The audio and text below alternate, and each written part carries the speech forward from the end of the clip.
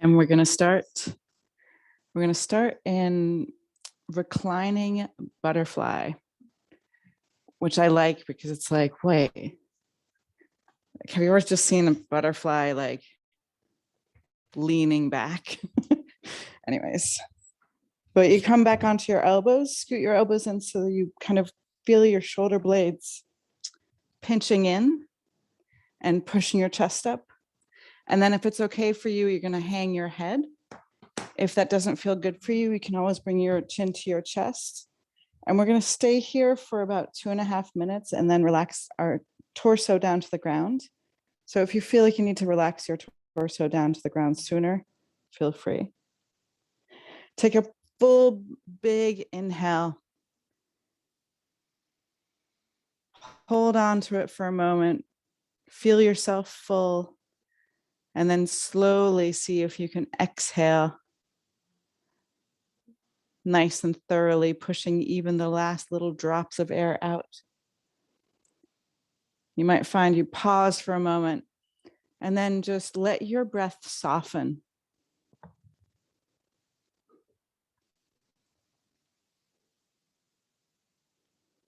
And with your eyes closed, just take a moment to feel how deeply your breath reaches into your body.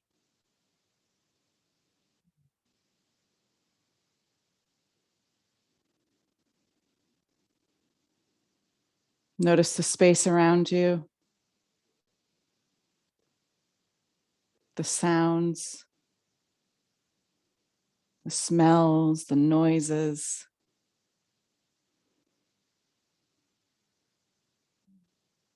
The movements.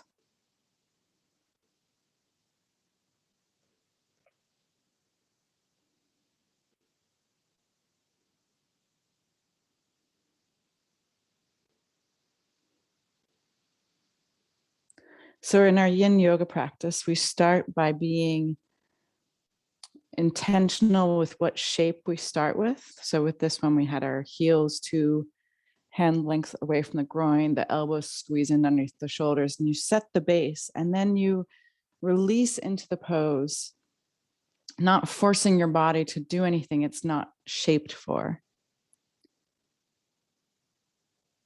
So you've all found this natural place in the posture. Then the idea is to get soft and kind of settled in the posture. So allowing this stillness to come down on you, just like, you know, when the wind dies away and the water just becomes stiller and stiller.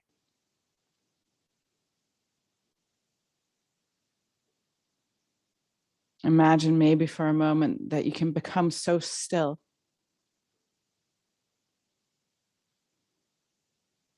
that you could reflect the sky above you.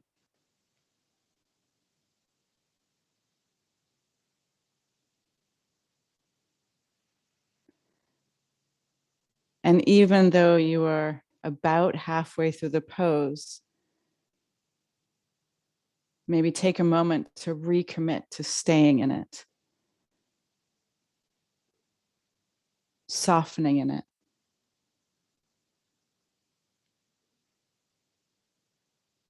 And without disturbing the surface of the waters too much, just let your elbows slide out to the side and your upper body settles down onto the yoga mat. You may take one hand to your heart, one hand to your belly, or both can go even on your, like the creases of your hips.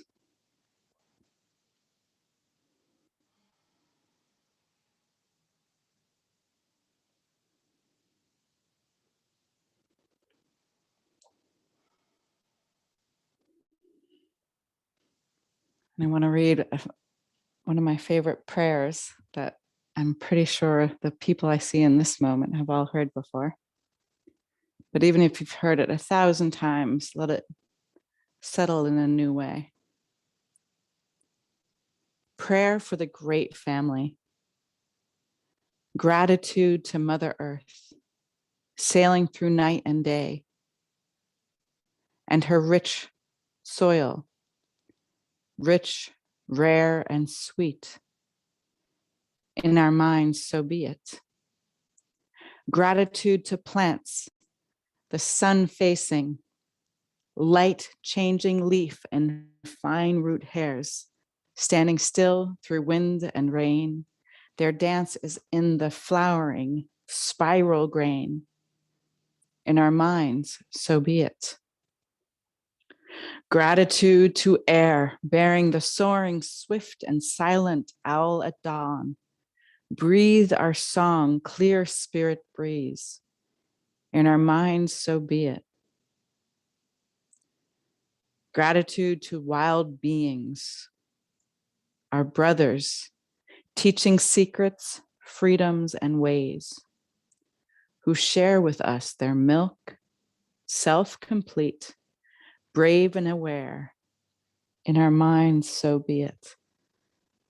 Gratitude to water, clouds, lakes, rivers, glaciers, holding and releasing, streaming through all our bodies, salty seas.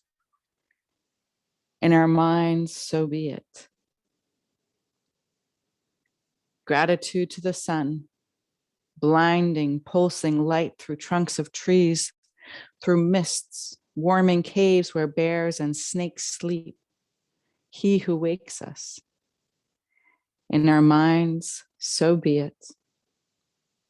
Gratitude to the great sky, who holds billions of stars and goes yet beyond that, beyond all powers and thoughts, and yet is within us.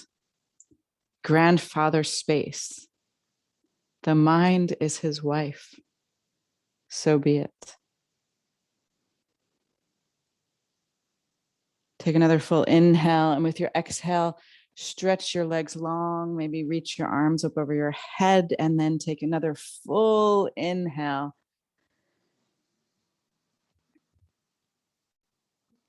And you can hug your knees into your chest with your exhale and start to roll back and forth.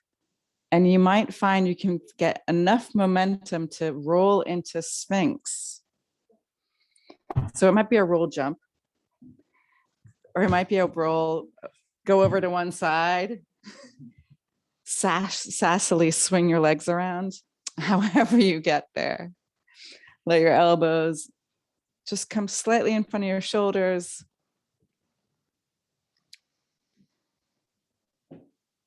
Let your shoulders drop down a little bit.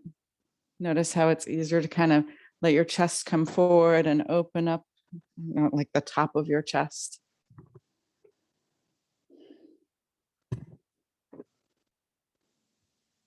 And then maybe again, just closing your eyes today and just feel yourself settling into the pose.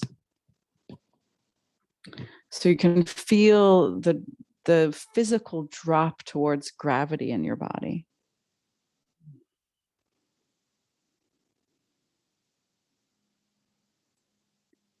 And you can feel this release nearly as if your skin is relaxing.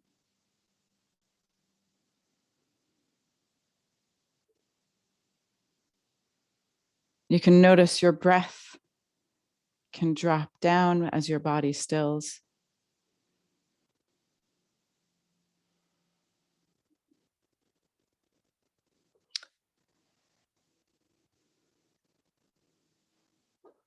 So as we begin our practice,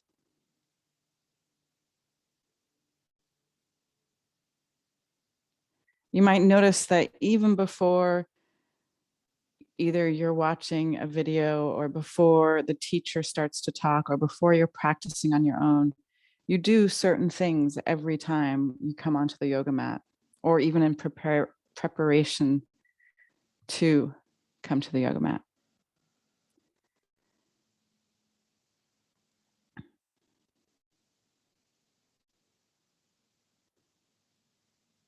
And when we have our attention with us, it can really transform these repeated things, whether it is something as simple as changing your clothes or as physical as lighting a candle before you practice, or taking out and putting some flowers there for you to practice with. If you do it with intention, all of those things can become part of kind of the ritual of your own practice.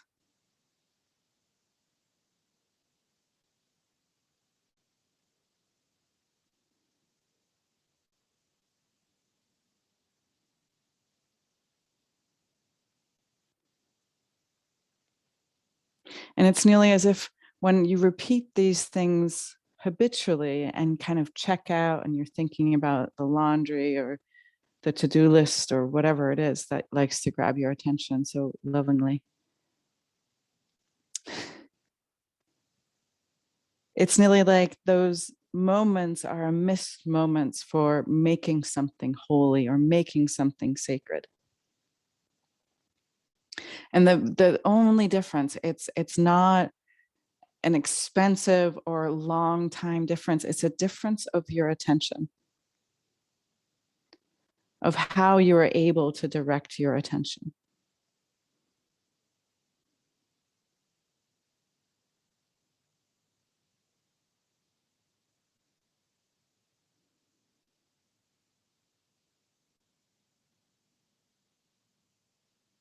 So notice what starts to settle when you bring your attention with your eyes closed to your breath and to your interior space.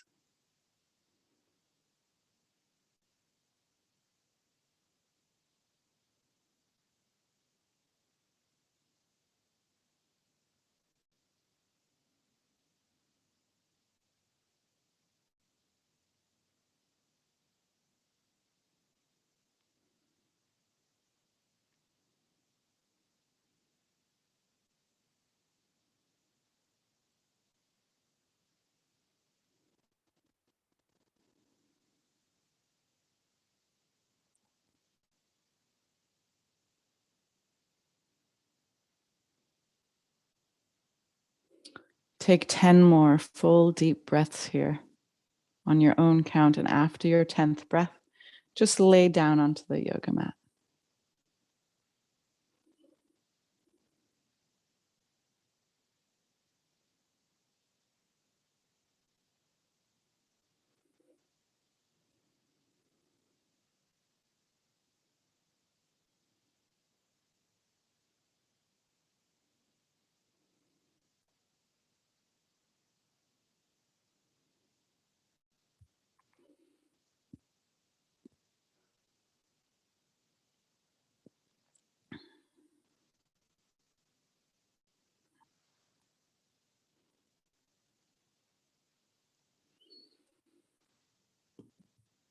Today, our focus is on the kidneys and the urinary bladder and their respective meridians, their channels of energy that travel throughout our body.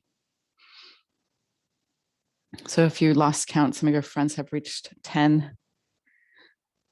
And you can settle down. You're welcome to swing your feet side to side to release your lower back, or just dance your hips side to side, or wiggle or roll or jiggle, whatever you want to call it. Passive twerking is totally okay. And then let, again, your body come to stillness for a moment.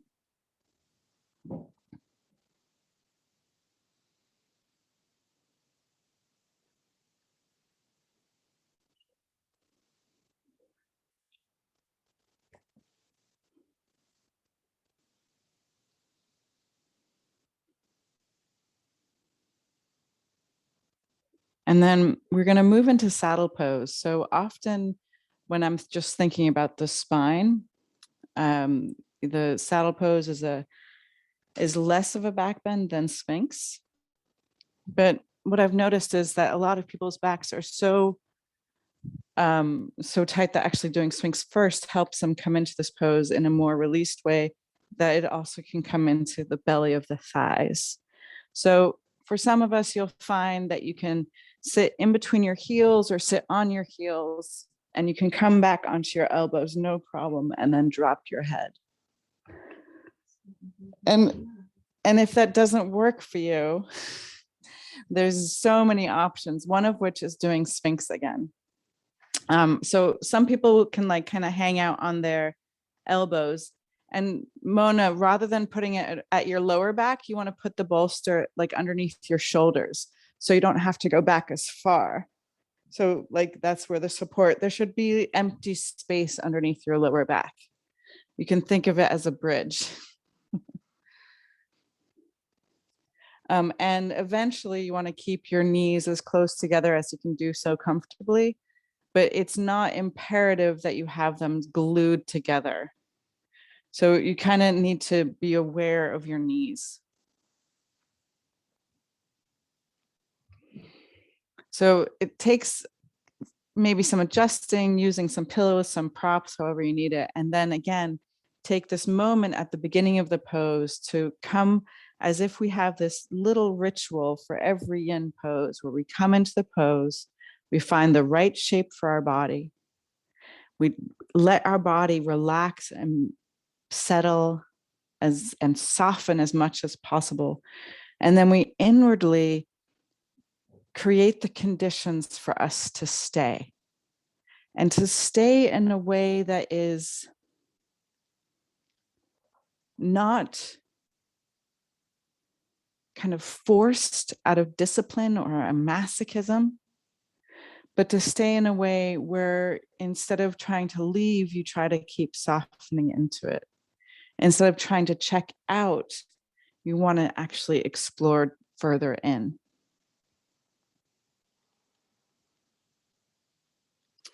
So yesterday it was the full new moon. Mm-hmm. It was fully new yesterday, and it's a new moon in Virgo, and it's one of the new moons, 4 times a year, where it's transitioning, like our weather is transitioning from one season to the other.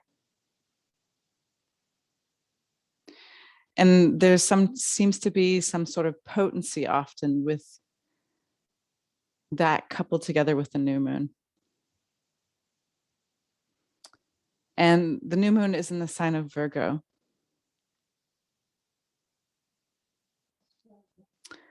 Svenska?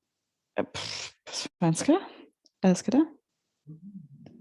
It's virgin is the symbol, but I don't. Precis. Jungfru. So the sign, what I used to know about it is that they're very particular. They like to really put things in order. But there's an element where they really have a practicality. The people born in Virgo, the things connected to Virgo, that there's a real kind of orderliness and a practicality and nearly an idealism in how things should be.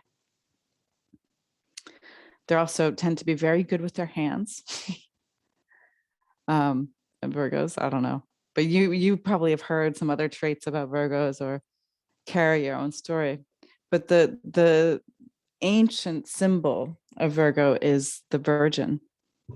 And even the glyph, which is the symbol for the sign, is actually the symbol of the female sex organs. And we have become so used to this idea of virgin being co-opted by institutionalized religions and just a particular one way of looking at it, that it's all about sexual activity, it's all about the hymen, and it's all about oppression of women, however you want to keep going at it, or liberation of women, depending how you view it. But I want to invite you into this other kind of bigger definition of what it is, this virginity, this nature of being pure.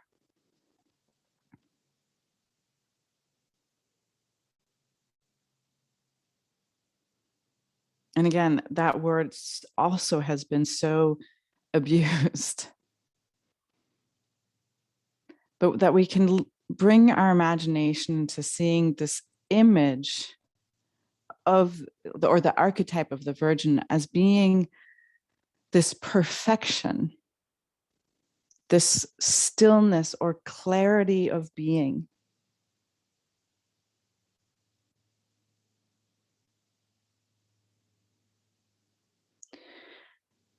Where this concept is nearly, you can liken it to the glassy surface of a still lake.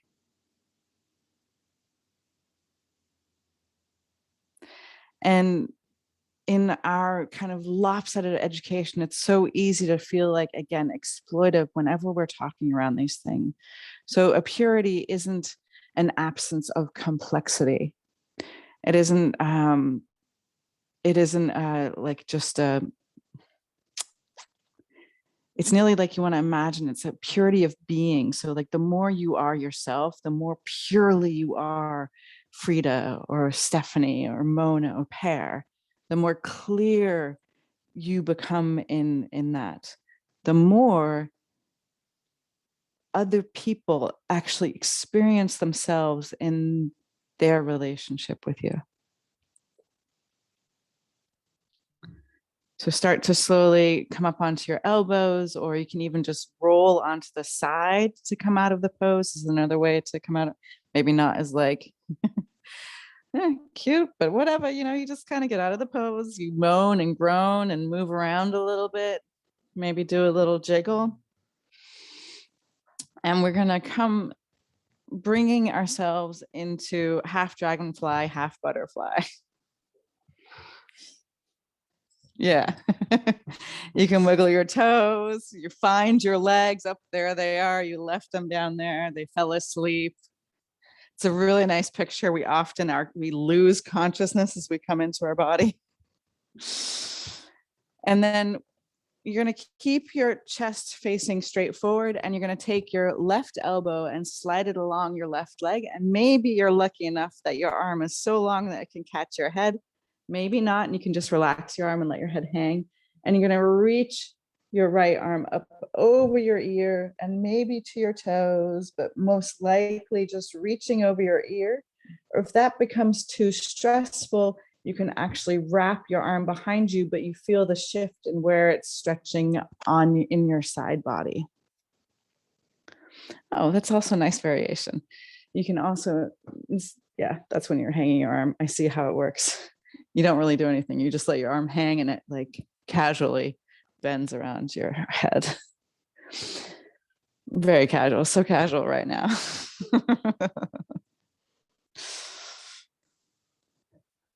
See if you can relax your toes without losing heart.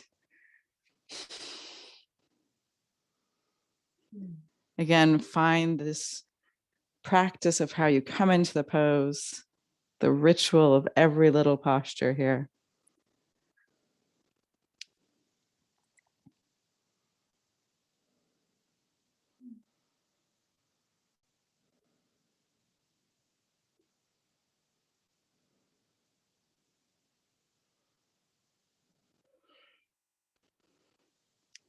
This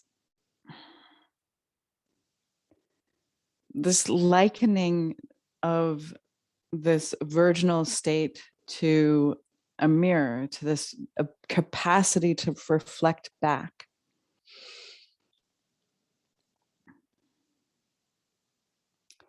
Is a picture actually of a process that happens again and again in our like in everything. So in how we incarnate into our body and how the body's systems work. There, you nearly want to start to let this idea of mirroring come out, and it's like you start to understand how things become balanced.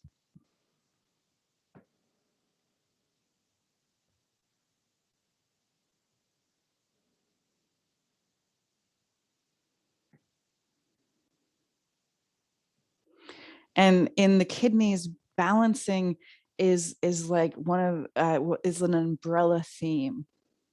So whether it's this balancing between yin and yang, water and fire, heaven and earth, it is this dance of balance that actually it's in charge of the balance in all of your organs and all of your body. Even our ears look like little kidneys. You know, one of our ears are clogged and we lose our balance.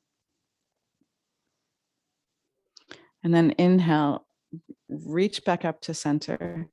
You're going to place your right hand behind you, stretch your left arm out, reach nice, like really squeeze your hip up to the ceiling. And then with your exhale, bring your hips down and you're going to change your legs. So fold your left knee, bring your heel in front of your groin. You want about 90 degrees between your legs. And then slide your right elbow down your right leg, maybe catching your head, and drape your arm over your ear without losing your heart. Oop, there it is. Don't lose your heart.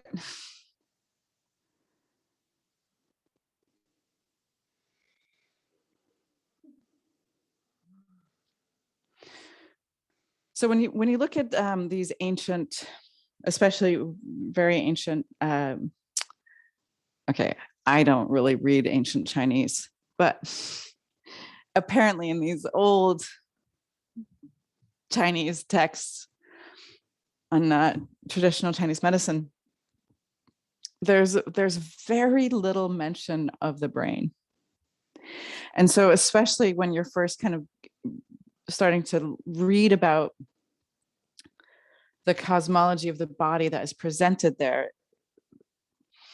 it's so very different than how a lot of our Western approach to medicine has presented the human being and the body. And one of these big differences is it doesn't emphasize all that much importance on the brain. But what's fascinating is that when you start to explore, like, okay, what is the brain? Where does it go in these different organs? How does it belong in the whole? In traditional Chinese medicine, the organ that is most linked to the brain is actually the kidneys, because the kidneys have this relationship to bones and also particularly the inside of bones, the marrow in the bones, and like in the way that just where the marrow in our bones is like this origin of life. It's where we get, you know, where stem cells are created for all the basis for all of the different specialized cells in our body. Similarly, the brain also has this like kind of primordial nature about it more when you read what these ancient texts related. So if it's going to go into any of these groups, it would belong with the kidneys. And I mean, our brains are so fascinating. It's just so fascinating how different the same organ can work for different people. And there's so much left to be discovered about how the brain functions.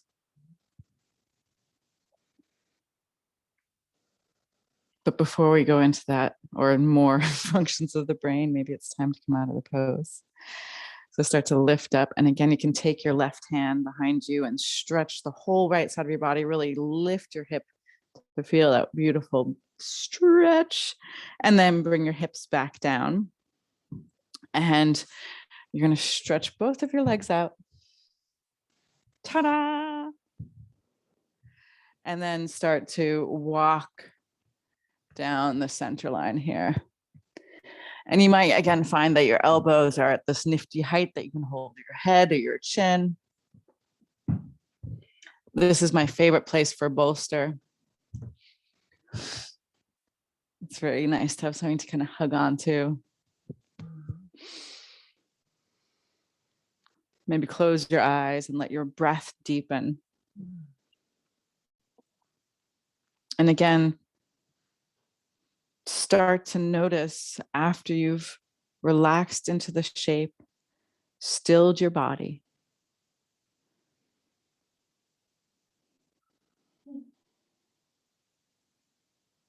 With your eyes closed, you can take some moments to feel your body. Sometimes you can even feel that moment in the pose where your ligaments relax just a little bit more. It's like as if they're sighing out and accepting that you're going to be in this pose.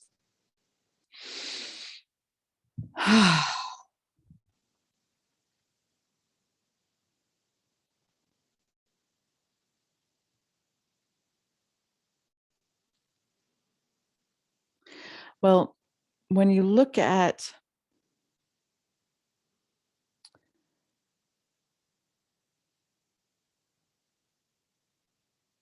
esoteric physiology or occult physiology, we can nearly even like a holy imagination of the human body. The brain is referred to as our mirroring apparatus.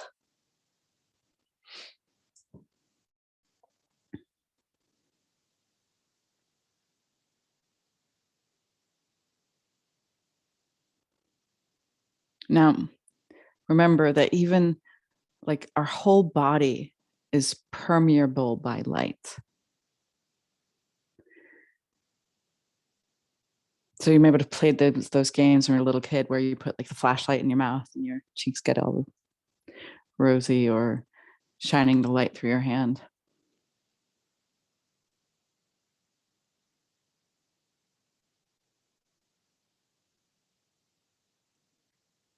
The basis of why X-rays work is because light goes through our body, but it moves through our bones differently than it does through the soft tissues.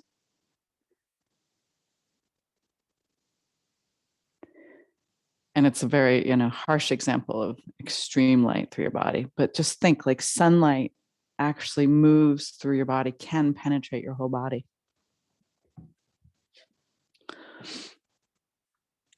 But if we imagine our brain as a mirror, just even location wise in our body, it's this perfect place that our brain, like, imagine it can reflect the whole starry sky.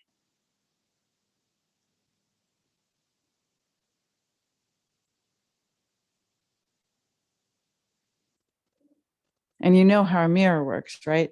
Where it's this combination of glass and then having a reflective surface where there's like if the back of the mirror wasn't like dark, you wouldn't be able to see anything in it. You wouldn't see your reflection the same way. That's a very crude description. But this, in the same way, when we imagine the brain as a mirror, how would we see any of what is reflected in it? And this imagination is that our brain actually is able to reflect the universe, and we can experience it because we are in a physical body on Earth, in our physical interiority. So that we need our body to think. Sorry, all these people like cryogenics are like so upset about this. But we need our body to be able to see what our brain is reflecting in the universe, one can say.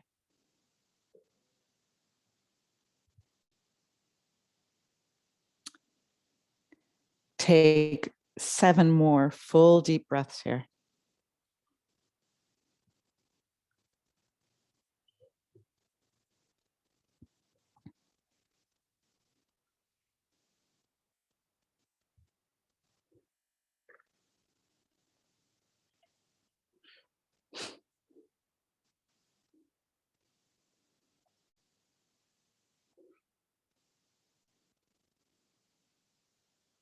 It's a little bit like if you imagine a projector. If you just shine it into like the distance, you see nothing.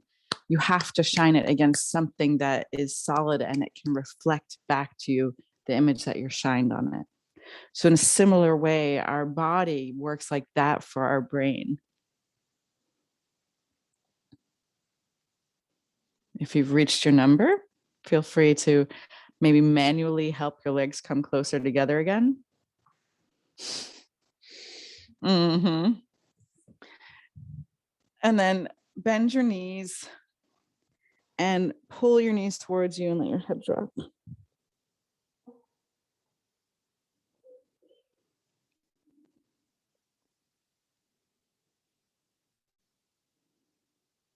And then lift up your head, and you might have to scoot forward on your mat and then roll down onto your back.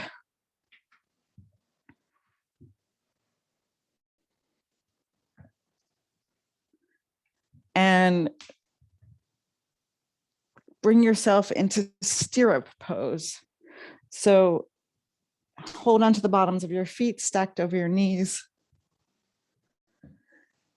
Let your shoulders stay on the ground. Maybe roll your chin towards your chest a little bit to lengthen the back of your neck. And your knees are being pulled into your armpits. If you're wicked bendy, like they say in Boston, you can also stretch your legs out long, and you can put your toes on the ground so they line up with your ears.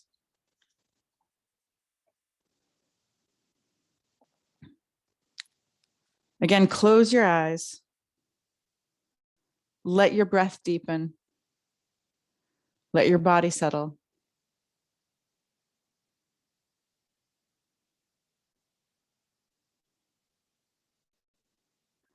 And just take a moment, and with your eyes closed,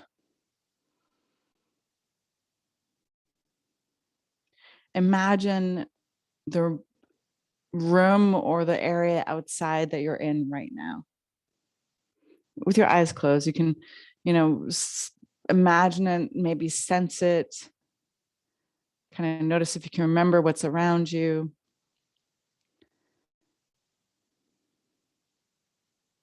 And then imagine that you're starting to zoom out, that you can see in your mind's eye not only the room that you're in, but you can imagine the room in the house, or not only the spot in the garden, but you can imagine the garden in the plot where it is located compared to the house. And then zoom out a little bit more and notice you can imagine where the house is and the area that it's in, the neighborhood it's in. And then you zoom out a little bit more and you can imagine where the bigger kind of community at large here is. And keep allowing your imagination again to take another step back, and then notice what part of the world you are in. And as if you were a balloon moving into outer space, see if you can imagine it and picture it in your mind's eye. And start to move out far enough that you can see the curve of the earth. And notice in your imagination, we can go so far, we can go all the way out and look down at the whole earth. This breathing, living being. And then just start from that spot to turn around. Imagining that you see other planets, you see other galaxies.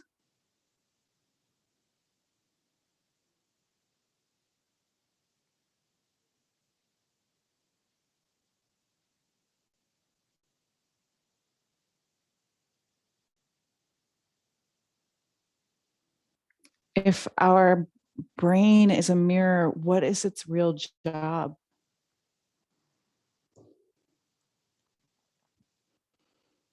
Or what is our real job with it?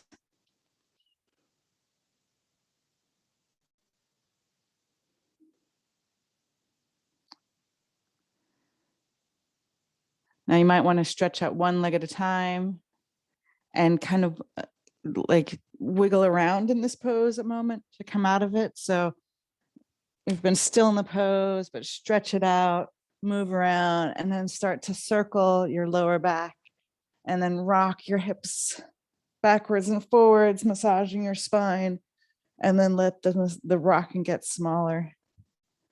And hug your knees to your chest. Take your arms out to a T, and very slowly let both of your knees drop to your left.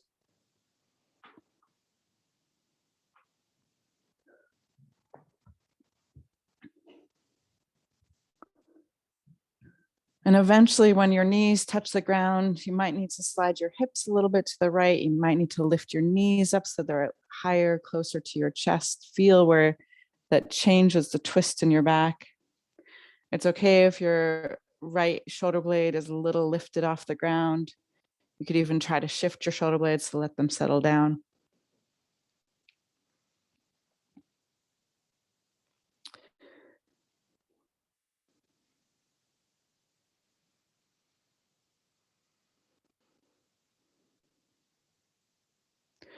So from that imagination of being in outer space or being up amongst the stars, I mean, it's nearly like a 3D printer if you think about it. We are these beings that we are surrounded by light.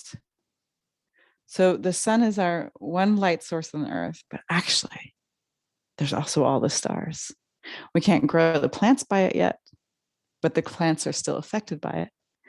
And like I think about like these like points of light, and then everything's moving. So of course it's like, these 3D printers, you can imagine it, how things come into being.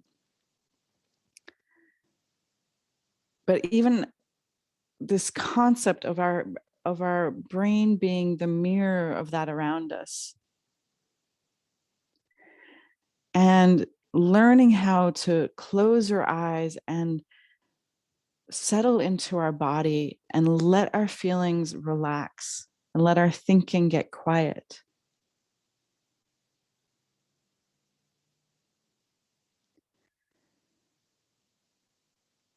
And then your inner space can become this arena of exploration. And not an exploration just of fantasy, of entertainment, but truly starting to notice how much is alive and full of wisdom and knowledge in your being. And not just intellectual knowledge that we can learn through school, but these more primal truths that we know. Like we know light penetrates our body. We know how vast this world inside of us can become. And we even have learned that the world inside of us doesn't obey the laws of physics the way dropping a rock will in the outside world. It's like when we turn inward, we have this possibility of understanding that physics isn't finite, that matter is only a small sliver chapter in beingness. Hug your knees back to center. Squeeze them in, and then slowly let your knees sink to the right.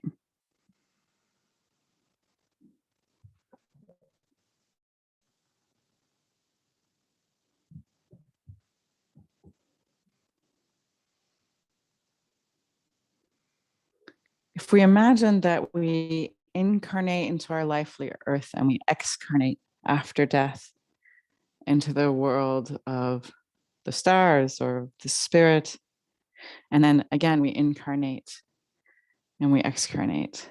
And you can nearly picture this like turning inside out of something. So it's as if in our earthly life, we can gather the reflection of the heavens, of the stars, of the spirit. And through our interiority, through our inner liveliness, bring that through our beingness out into the world. And then back to spirit when we either sleep or die.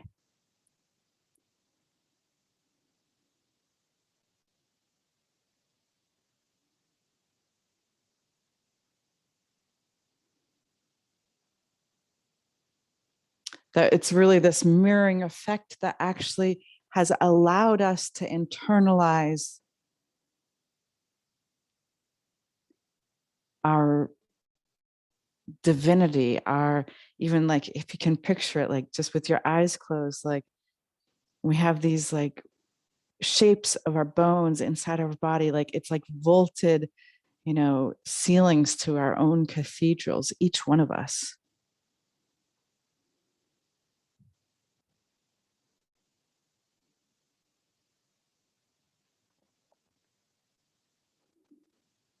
Our holy inner space.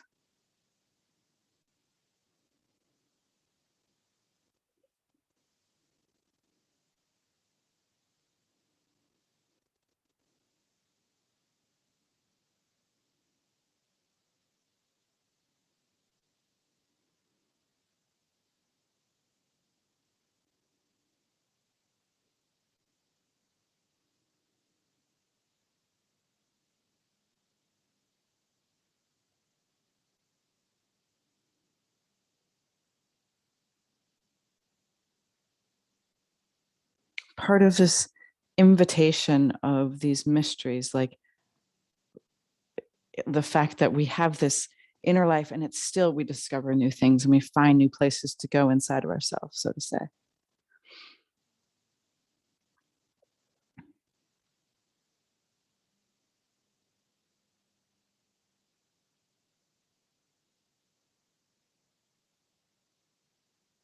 That we want to not pursue just the intellectual ambitions of knowing something, but what is it to know something without the name? Or what is it to know something as a truth that you discover inside of you?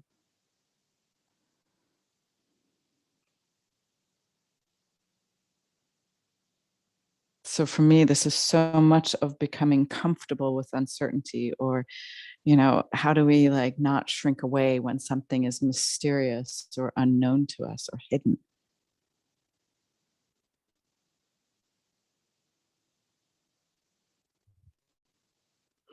Start to slowly bring your knees back up to center. And you can do whatever you want to do before we find our way into a yin shavasana. So you can rock around, releasing your lower back. If your lower back is sensitive, also consider in shavasana coming with your knees bent, your feet more than mat distance apart. Do you want a blanket on your feet, Frida?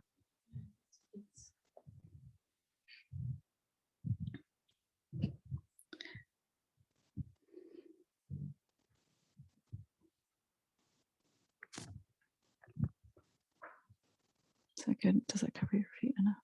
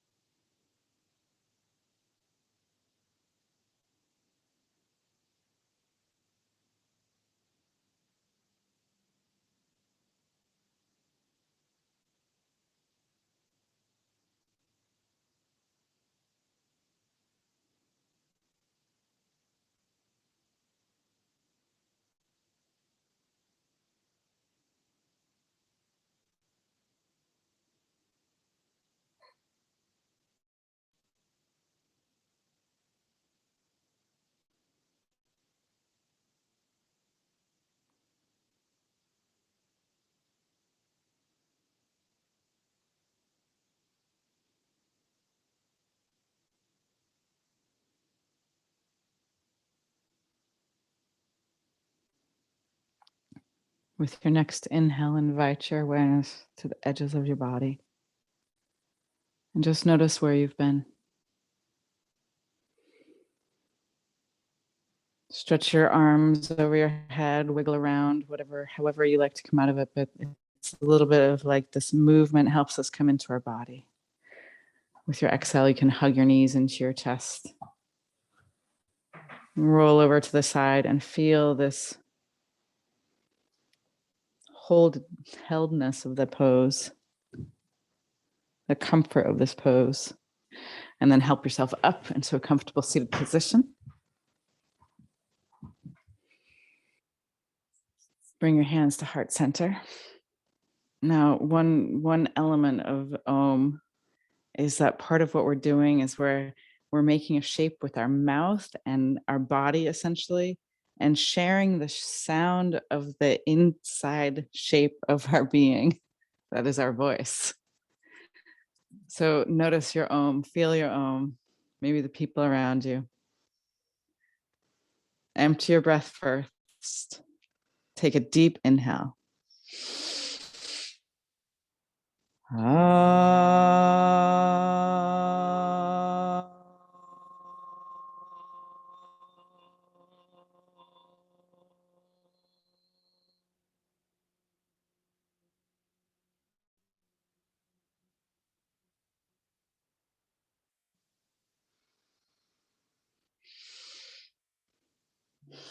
Bring your prayer hands to your third eye. Invite the divine light. And as we bow forward together, we say, Namaste. Namaste. And so much love. Yeah. Be well, be merry. Thank you so much for being in this moment here.